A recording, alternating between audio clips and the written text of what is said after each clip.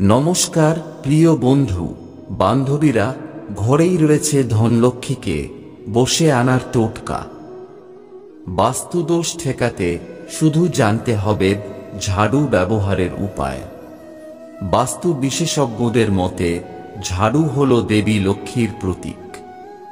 এতে ঘরের দারিদ্র্য দূর হয়। তবে বাস্তুশাস্ত্রে ঝাড়ু সংক্রান্ত অনেক নিয়ম রয়েছে। সেই সব নিয়মগুলি অনুসরণ করা বাধ্যতামূলক। অসতর্ক হলে জীবনে অস্থিরতা আসে।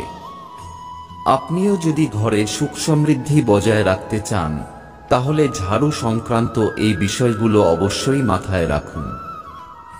জেনে নিন কি কি নিয়ম পালন করতে হয়। 1. বাস্তু বিশেষজ্ঞদের মতে ঘরে ঝাড়ু সবসময় দক্ষিণ বা দক্ষিণ পশ্চিম দিকে রাখা উচিত। সেই সঙ্গে ভুল করেও উত্তর দিকে ঝাড়ু রাখা উচিত নয়। উত্তর দিকে ঝাড়ু রাখলে বাস্তুদোষ হয়। 2. ভাঙা ও পুরনো ঝাড়ু ঘরে রাখতে হবে। এটি অশুভ লক্ষণ হিসেবে বিবেচিত হয়। ঘরে ভাঙা ঝাড়ু থাকলে তা বদলে দিন। ভাঙা ঝাড়ু রাখলে বাস্তুদোষ হয়। এজন্য ঘরে ভাঙা ঝাড়ু একেবারেই রাখবেন না। 3.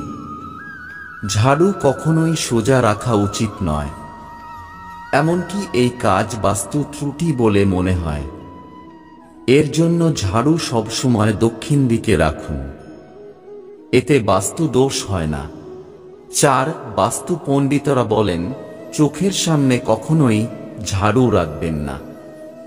ঘরের মধ্যেই তা লুকিয়ে রাখুন। সূর্যাস্তের পর ঘরে কখনো ঝাড়ু দেবেন না।